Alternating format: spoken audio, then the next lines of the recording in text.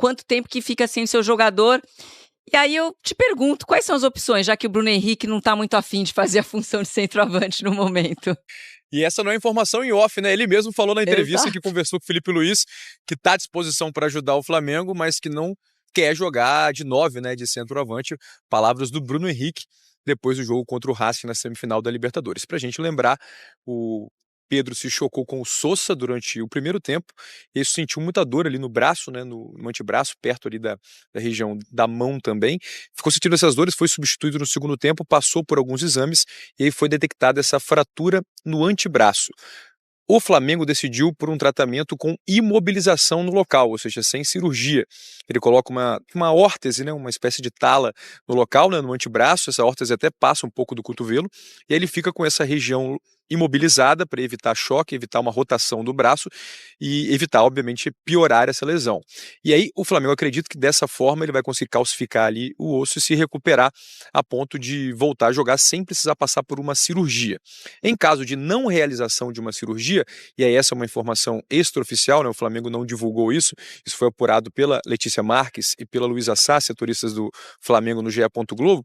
Se ele não passar por cirurgia, deve ficar com essa imobilização por cerca de 6 semanas, então vai ficar a perder alguns jogos do Flamengo, até porque com a imobilização, com o equipamento, é perigoso ele entrar em campo, pode até piorar a situação. Então é certo que ele não joga contra o Fortaleza, é certo que ele não joga contra o Racing na semana que vem, essa informação do momento, mas o caso dele é avaliado dia a dia, então depende muito da evolução do Pedro nos próximos dias, nas próximas semanas, para saber quando ele vai ficar aí de volta à disposição do técnico Felipe Luiz. O Pedro que vem numa ótima fase, né, vinha numa ótima fase até sofrer essa lesão, é certamente o principal centroavante do elenco, tinha ganhado novamente essa posição de titular, esse protagonismo, fez uma excelente partida contra o Palmeiras pelo Campeonato Brasileiro no fim de semana, também vinha jogando bem contra o Racing e aí sofreu essa lesão, então é o desfalque do Flamengo no momento. O Flamengo contra o Fortaleza amanhã também não conta com o Pulgar e com o Carrascal, os dois estão suspensos e o Cebolinha também ainda não se recuperou. Lembrando que o Flamengo treinou hoje de manhã e viaja hoje à tarde para Fortaleza, pode dormir na liderança se pontuar contra o Fortaleza, Joana. O Palmeiras vai entrar em campo sabendo exatamente o tamanho do problema que terás. Muito obrigado, Rafa, pela participação aqui no Tá On. E sexta-feira também é dia da gente conversar com a Irlan Simões, tem na bancada no Redação.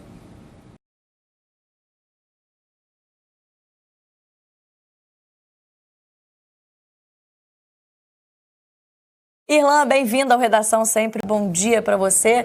Tema que você nos traz tem a ver com Libertadores também, mas mais uma vez dúvidas em relação à sede dessa final única, né, amigo? Bom dia. Bom dia, Camila, bom dia, Sim, bom dia, Garão, foi um prazer estar com vocês aqui, pessoal de casa. Nesses dias, né, esses últimos dias, a gente teve aí uma movimentação do governo do Distrito Federal, enviou uma carta à CBF para que a CBF represente o interesse, né, do governo do Distrito Federal de apresentar o Mané Garrincha como opção para uma opção alternativa para a final da Libertadores da América, que estava marcada aí para Lima, né, no estádio, inclusive, que o Flamengo venceu o River Plate anos atrás, e agora está sob suspeita, né? Ninguém sabe se vai acontecer de fato. O que aconteceu, para variar, mais uma situação política grave na América Latina. Isso, nós estamos falando do sexto ano onde nós temos final única nas competições da Conmebol. Esse é o 4º ano que nós vamos ter alteração do plano inicial de sede, tá? Na Libertadores, né, na troca de Lima como sede da Libertadores, e essas imagens talvez mostrem que isso deve acontecer, e eu vou explicar a razão daqui a pouco, mas a gente já teve alteração da sede da Sul-Americana, que seria, né, em Santa Cruz de la Sierra, na Bolívia, e a Conmebol já avaliou que o estádio não tem condições, as reformas necessárias não ficariam prontas a tempo, e vai mudar para Assunção, e ainda não temos, inclusive, o estádio definido para a final da Sul-Americana, tá? Então, se vocês lembrarem aí, a gente teve aí, na primeiríssima final, que estava marcado para o Estádio Nacional em Santiago, no Chile, também deixou de acontecer lá em Santiago, em 2019, né? Por causa de convulsões sociais como essa que está acontecendo no Peru. Então, vamos ter aí uma segunda situação, muito provavelmente, né? A gente não tem nada definido ainda, mas existe uma movimentação forte, tanto de uma sede para uma sede no Brasil, que seria Brasília, ou mesmo a volta para Buenos Aires, Se essa final viesse para o Brasil, na minha opinião, seria algo ideal. Até porque a gente sabe, né, que dentre outros países, o Brasil tem estrutura para receber essa decisão. E você tendo ainda um time brasileiro envolvido, ou quem sabe dois, né, se o Palmeiras conseguir reverter a situação, coisa que eu acho muito difícil, você ainda vai prestigiar, né, as torcidas que acompanharam esses times durante todo esse período de Libertadores.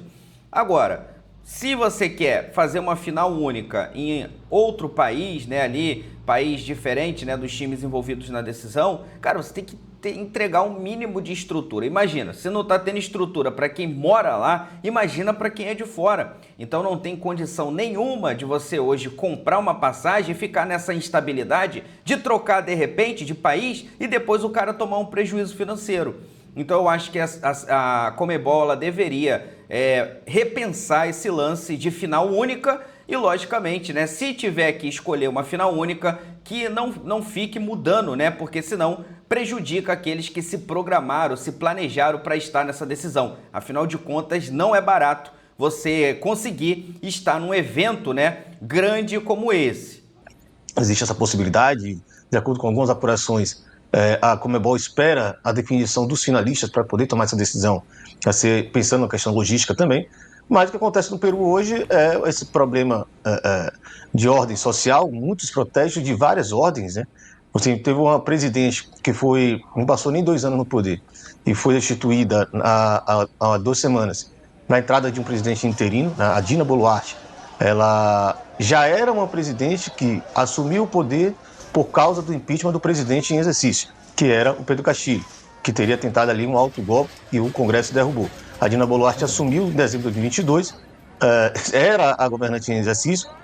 Eu estava até ouvindo nossos colegas do xadrez verbal, Matias Pinto, Felipe Nova Figueiredo, e eles comentaram que, inclusive, ela foi para uma Assembleia da ONU e ela falou: nunca existiu um governo no Peru tão estável como o meu nos últimos anos. Né? E aí, 2 semanas depois, ela é destituída também pelo Congresso peruano, e aí assume, de forma interina, mas com a previsão de ficar até o final do mandato, o então presidente do Congresso, que é o José Heri, que é um cara com várias histórias complicadas por trás, desde acusação de assédio sexual, né? E nunca foi também um político com grande, vamos dizer assim, grande apoio popular. Ele não é tão popular, ele não tem muita base política, ou seja, é um governo instável, que não tem aí grande com as condições de se manter, porque não goza de apoio popular, num contexto histórico, num contexto político muito complicado, onde você tem um aumento da criminalidade, um assunto que está pegando muito forte no Peru, que tinha aprovação, as piores aprovações de um governo no mundo antes da destituição, e também toda uma questão que vem conjuntamente de falta de legitimidade desse governo, a discussão da corrupção, inclusive uma reforma da Previdência também. Em suma, um caldeirão ali de assuntos, de questões políticas que estão afetando hoje Peru e principalmente Lima, com um agravante agora aconteceu há 2 dias. Né? O governo de Lima, o governo de Peru, José Heri, ele coloca o país em estado de emergência por 30 dias. Aí que a gente tem o desenho agora, né? Estamos aqui no final de outubro, mais ou menos. A final da Libertadores está prevista para 29 de novembro. O estado de emergência teria o prazo de acabar antes da final, tudo bem. Mas qual a capacidade da Conmebol hoje de definir uma final num país que está em estado de emergência? Né? Então, estamos aí esperando o que vai acontecer nos próximos dias, Camila. Já há algum indício de Conmebol buscando um outro país, Orlan, ou ainda muito cedo para a gente pensar numa segunda opção, num plano B? Não, oficialmente a Conmebol ainda não se colocou, né? Diferente do que ela já fez em outras ocasiões, onde ela se antecipava e já dizia qual seria a alternativa, né? Já foram 2 situações, né? Em 2019, 4 situações. Em 2019 mudou a sede da Libertadores e da Sul-Americana. Em 2022 teve a mudança da sede da Sul-Americana, que seria no Mané Garrincha, foi alterado para a Argentina a pedido da CBF por causa das eleições presidenciais no Brasil, talvez as eleições mais tensas que a gente teve, né, na história da política brasileira. Em 2023 teve alteração aí por uma expectativa de que o público seria baixo, né, e aí sai do Centenário de Montevidéu na Sul-Americana e vai para um estádio menor ali em Maldonado, né, um estádio o que na época não cabia nem 20 mil de público, e agora esse ano já teve a alteração da Sul-Americana, né? Então, nos outros casos, nos 4 outros casos, a Conmebol foi muito taxativa, né? A mudança será feita, nós temos essa opção e será assim. Até então não há nada oficial, né? O que existe são algumas apurações, alguns repórteres que têm entradas nessas organizações, e aí existe essa possibilidade, né? Essa especulação de que pode ser Brasília, né? Pode ser Brasil, caso o Flamengo chegue na final, pode ser Buenos Aires, caso seja o Racing na final. Enfim, isso aí está como informações não oficiais. Mas aí, Irlan, eles não sei, eles não pensam exatamente, talvez, estão esperando até a definição, né, da final para poder eventualmente tomar uma atitude, porque, assim, se é uma final brasileira, é mais simples você optar pelo Mané Garrincha, vira uma festa brasileira. Se é uma final ou com um time argentino ou com um time só brasileiro, não é delicado a Conmebol escolher, por exemplo, Buenos Aires ou Brasília, tendo só um time, né? Claramente esse time pode ser beneficiado por questão de torcida, né? E considerando o resultado do primeiro jogo de uma das semifinais, não dá para a gente falar que não pode ter LDU na final. Né? Então, ainda tem esse peso aí, um resultado bem complicado. Vocês estavam falando agora, 90 minutos no Allianz Parque são muito longos, mas assim, o resultado é bem complicado. Né? É uma montanha para o Palmeiras escalar, e aí fica aquela coisa, só pode cogitar Brasil e Argentina porque a chance de ter brasileiros e Argentina na final, né? E aí tem um clube de Quito, e convenhamos assim, é um acesso muito mais complicado.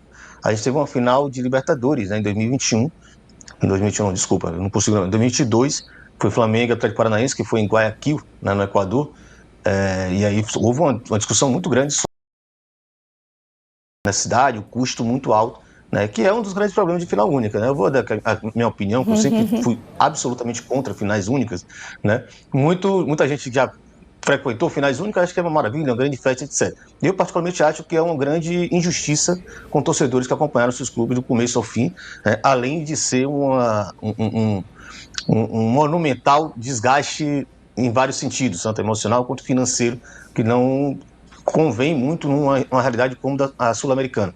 Né? Isso é um modelo que serve para um continente de pequenas proporções como a Europa, com imensa cadeia de trens e de aviões de baixo custo, etc. Mas para a América do Sul eu acho absolutamente complicado.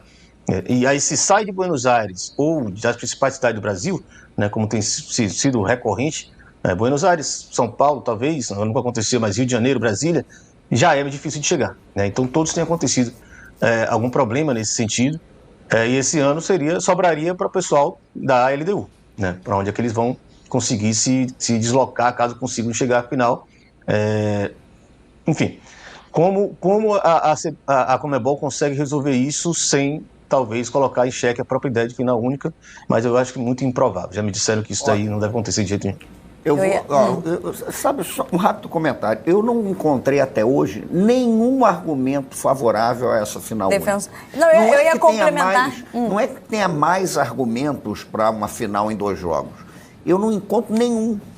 Até hoje ninguém me deu um argumento que justifique isso. E nada me tira da cabeça o seguinte: a Conmebol não vai voltar atrás dessa maluquice, dessa imbecilidade, e nós estamos rumando à miamização, né, da Libertadores, da Sul-Americana. Daqui a pouco inventam que Miami vai ser o eterno, né, a eterna praça de jogo final, a população latina. Isso é um absurdo, não tem nenhum sentido esse troço.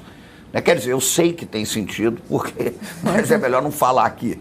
Mas não tem argumentos que justifiquem na América do Sul, com as características que o Irlan desenhou ali muito bem, uma final única. Sim. Gente, em 6, 7 anos, você ter tido 6 mudanças é empírico, é um fiasco esse negócio. Pô, você agora não sabe nem onde vai ser a final da Sul-Americana. Há um mês. Um mês, você não faz ideia. Seria em Santa Cruz de la Sierra, foi para o Paraguai, é no estádio do Circo, mas é uma loucura esse troço. Eu ia complementar que, independentemente da situação política, que nesse caso é muito mais importante até que do futebol, eu estou sempre para dar errado. Eu tô sempre na torcida para dar errado, para trocar, para ver se mudam de ideia. Porque também tô com o Irlan de que é um horror esse negócio de final única. O sonho desse pessoal é Miami. Todo ano você faz um grande evento em Miami, você botar uma final na Disney. Aí o rumo a Tóquio vai virar rumo a Miami. Não, e o Irlan falou bem a questão europeia, como é simples lá, são várias formas de locomoção. Os Estados Unidos, por exemplo, a malha aérea também é um absurdo. Você tem voos o tempo inteiro. A gente não tem nenhum. Mas eu vou te dizer, é também a imprensa, nós da imprensa, vamos colocar aqui, tem culpa nisso, sabe por quê? Porque aí a gente fica fazendo matéria sobre o heroísmo do sujeito, né? Que vende herança da família, que perde o emprego, que pega uma moto, que anda 3.500 quilômetros a pé. A gente adora, né, romantizar o precário.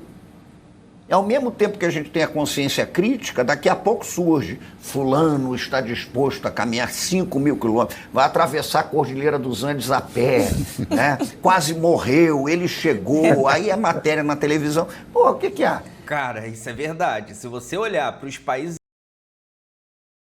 fazer ali sede única, mas a mobilidade urbana é muito grande, né?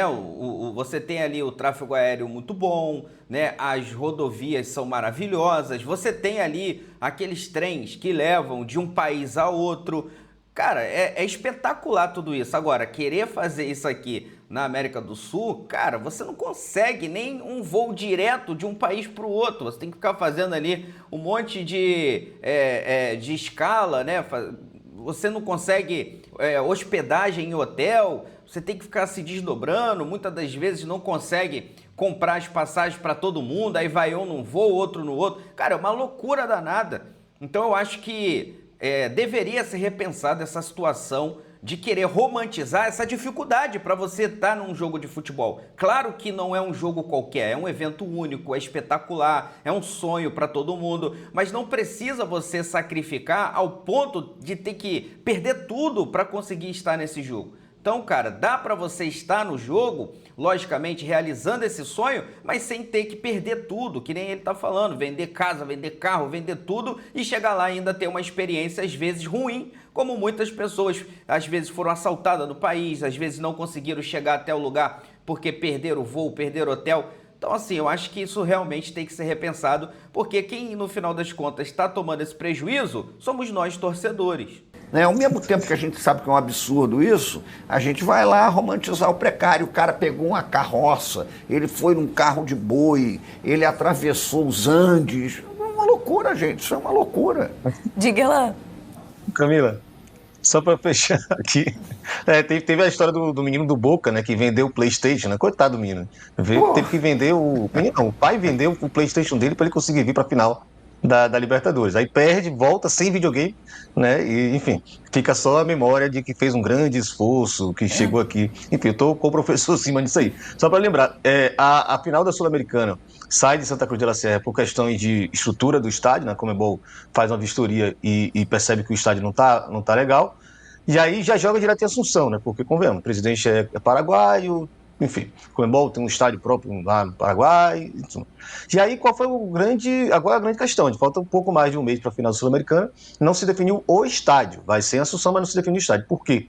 Porque você tem Independente Del Valle, que é um clube do Equador, que basicamente não tem muita torcida, né? Um clube muito recente de ter sucesso, na cidade pequena. E isso já aconteceu em outras finais, de não ter. Foi a primeiríssima Sul-Americana contra o Colón, salvo engano, que basicamente não teve torcedores do Independente Del Valle, só teve torcedor argentino. E aí você tem, tudo bem, outros 3 clubes muito tradicionais, mas o Lanús também não tem uma torcida tão numerosa, né? Caso chegue à final, aí seria Galo, Lanús ou Universidade do Chile, só que a Universidade do Chile, os torcedores estão punidos, né? Por causa daquela confusão no jogo contra o Independiente da Argentina. E aí ficaram 2 opções de estádio. Um maior, né, que é o Defensor del Chaco, um estádio muito maneiro, muito bonito, onde a seleção joga, e um segundo estádio para 10.000 torcedores. Ou seja, olha a expectativa que a Conmebol tem de público para a final da Sul-Americana, para cogitar um estádio com 10.000 de público. Professor Simas pega essa informação aí. Mais um exemplo desse fracasso de final única. Enfim, Irlan Simões, obrigada mais uma vez pela participação aqui no Redação, na bancada de hoje, trazendo então assim certeza com relação à final da Libertadores, até aqui marcada para o dia 29 de novembro, por enquanto em Lima, mas pode ter mudanças aí nos próximos dias. Ainda falando das semifinais da Libertadores, de um lado trouxemos aqui a vitória ontem da LDU sobre o Palmeiras em Quito por 3-0, na outra semifinal o Racing e o Flamengo se enfrentaram por 1-0. Jogo de volta na semana que vem é na Argentina e o Flamengo deve ter um desfalque, né? A gente traz lá no GE. Globo a apuração dos nossos repórteres de que o Pedro não vai jogar com imobilização no braço e desfalca o Flamengo na Libertadores. A decisão é de que ele não vai precisar de uma cirurgia, ele tem uma lesão no antebraço ali, né? Que aconteceu durante a partida até contra o Racing. E como ele vai precisar da imobilização, não há nenhuma possibilidade de, com imobilização, ele participar do jogo contra o Racing na Argentina, então tá fora, vai precisar dessa mobilização, não tem como jogar com ela, é o entendimento da preparação física, do departamento médico do Flamengo, e aí vai pensar numa mudança no time, o Felipe Luiz, para esse próximo jogo. Simas. O que vocês imaginam aí de Plata? Eu acho que a substituição mais óbvia me parece o Plata, né? Se não fizer nada de extraordinário, entra o Plata. Bruno Henrique já tinha declarado hoje que já se antecipou, declarando que não é centroavante. Depois do jogo contra o Racing, né, uma declaração do Bruno Henrique de que ele já conversou com o Felipe sobre não querer disputar a posição como camisa 9, como centroavante, embora ele tenha entrado no jogo no segundo tempo como centroavante. Não tem muita dúvida que ele vai entrar com Plata, não. Eu fico imaginando assim, aí depois o assessor do Bruno falou assim, o Pedro parece que machucou, não joga. Não, com relação ao Eu só não quero concorrer com o Pedro. Já que o Pedro não joga, vamos para o sacrifício. Ontem, inclusive, a gente discutia isso, acho que na onda de entender a pergunta do colega na coletiva para o Abel Ferreira, de entender o que queria dizer o Bruno Henrique com essa fala, né? E o Grafa trouxe uma interpretação ali de que talvez o que ele quis dizer é que ele não quer concorrer com o Pedro. Que se o Pedro estiver à disposição para ele, o Pedro é o centroavante do time, é o Pedro quem tem que jogar. E uma vez que o Pedro esteja fora do time... É lógico que se o Felipe Luiz optar pelo Bruno Henrique, ele vai jogar, mas eu acho que a tendência é o Plata. Até pelas utilizações que o Bruno, Agora, que o Felipe fez. Bruno Henrique, o Bruno Henrique tem que caprichar muito em finalizações essa semana, porque aquele gol bom é que o Flamengo fez depois, mas o gol que ele perde para depois o Carrascal fazer... Tava fácil, né? Para ele, para Bruno Henrique, aquele gol. E até um cara famoso pelos gols decisivos, né? Pela atuação em jogos decisivos. Teremos essa mudança, então, provável no Flamengo, na ausência do Pedro, um outro centroavante aí para o Felipe Luiz pensar na semana que vem, mas antes disso, final de semana de 30ª rodada do Campeonato Brasileiro, a gente outro destaca... problema de rico aí. Fortaleza e Flamengo. Tem que se dividir, porque temos aí, jogos dessa 30ª rodada que começa no sábado, mais conhecido como amanhã, às 4h tem Atlético Mineiro e Ceará, transmissão do Premier, no mesmo horário também no Premier, no Barradão, tem Vitória e Corinthians. Às 5h30 o Fluminense enfrenta o Internacional no Maracanã. Às 6h30, um pouquinho mais tarde na Ilha do Retiro, Sport e Mirassol. Ainda amanhã, nesse sábado, às 7h30, aí sim, no Premier, tem Fortaleza e Flamengo. Já abre com 5 jogos a 30ª rodada. Nesse sábado, 6 jogos, porque o São Paulo também joga amanhã, 9h30, é o jogo do Sport TV, transmissão em 4K amanhã, às 9h30, São Paulo e Bahia. E aí sim, no domingo, no Newton Santos, tem Botafogo e Santos, às 4h, no mesmo horário, Grêmio e Juventude. Bragantino e Vasco se enfrentam às 6h30, também com transmissão do Premier.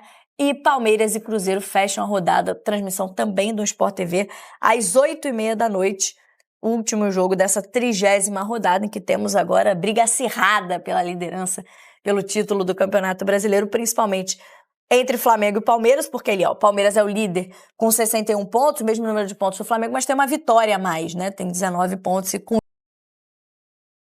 ainda com a derrota na última rodada. O Flamengo, vice-líder, tem o mesmo número de pontos. O Cruzeiro saiu um pouco, se distanciou um pouco dessa briga.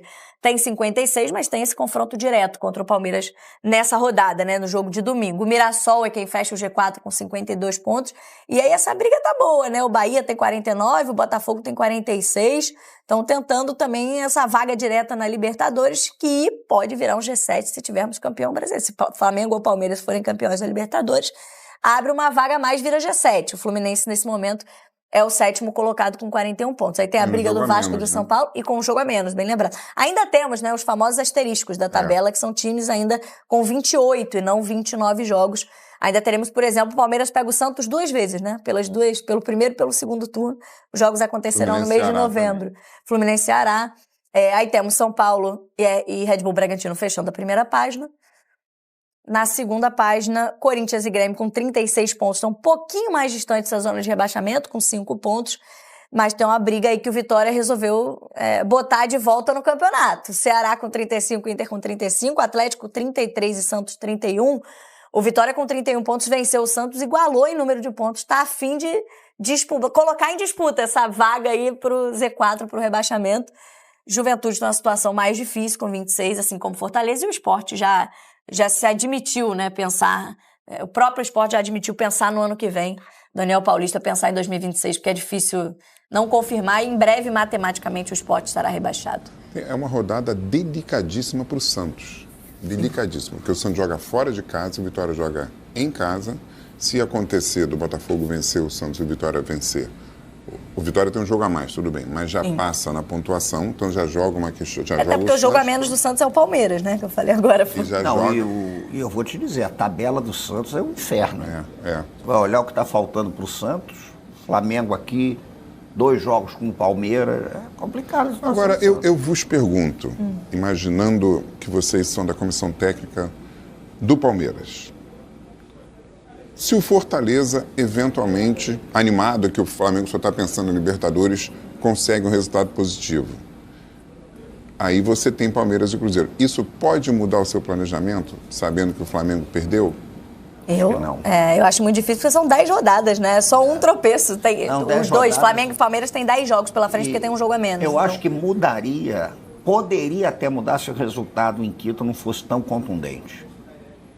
Eu acho que são muitas rodadas ainda para os dois brigarem para em uma só abrir mão de um resultado importante. E o Galo também, né? O Galo também está pensando nisso. O que ele faz? Ele escala titular em casa contra o Ceará? Ou pensa sul-americano? 2024 deu um... O Atlético e o Internacional não podem dar bobeira, não. O Internacional também ali... complicado. Não, e no ano passado o Atlético chega a 2 finais, não consegue a vaga na Libertadores e na última rodada do Campeonato Brasileiro tinha chance de rebaixamento. Acho que o Galo tá mais escaldado aí com o Brasileirão nessa temporada, embora esteja também disputando a semifinal da Sul-Americana. Se tem rodada do Brasileirão, tem o nosso papo aqui com as informações do Gato Mestre.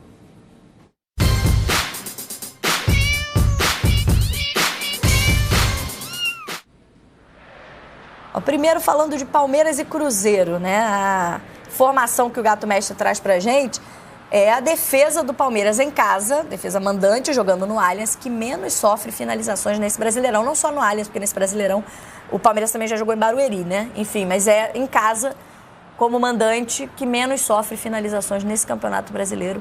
É o Palmeiras, a gente está vendo alguns lances ali de interceptação, né? Do Murilo, nesse caso, impedindo a chegada dos... Atenção para um Palmeiras que foi batido um pouco mais facilmente nesses 2 últimos jogos, né? Contra Flamengo e contra a LDU. Mas tudo bem que não era mandante. É verdade. Não entra na estatística do Gato Mestre. Ainda tá bem. E aí o Flamengo Fortaleza trazendo como mandante também nesse campeonato, vai enfrentar o Flamengo. Desde 2006 tem um tabu o Fortaleza jogando, mesmo como mandante contra o Flamengo. Só tem uma vitória nos últimos 7 jogos de 2006 para cá, então 19 anos. São 7 confrontos do Fortaleza como mandante contra o Rubro Negro e tem aí essa boa vantagem. O Flamengo vai ter que vencer esse tabu também, o Fortaleza, de apenas uma vitória nesses últimos 19 anos jogando em casa contra o Rubro Negro. E não está se impondo no Castelão. Não, né? Nesse brasileiro. Então, realmente, é uma temporada muito frágil do Fortaleza. Impressionante, né? Surpreendente, né? Que a gente sempre achou que agora o Fortaleza já se estabeleceu, né? Mas é surpreendente mesmo depois que saiu o Vojvoda? Não acho, não. Acho que a saída dele contribui muito para a queda do Fortaleza. Troca de técnico, aí começa a seguir o gabarito do rebaixamento, Mas o negócio também complicou com a montagem do elenco. Sim. Né? O Fortaleza começou a recorrer a uns medalhões que não renderam aquilo que costumava render, já tinha um desgaste do trabalho do Vojvoda. E a torcida também está em dissensão com o clube, então o Castelão não está sendo Caldeirão. Fortaleza, ao contrário do Vitória, que transformou o Barradão numa panela de pressão, porque a torcida está jogando junto, né? A torcida do Fortaleza não está fazendo isso. E dá a impressão, até em algumas circunstâncias, que meio que entregou os pontos.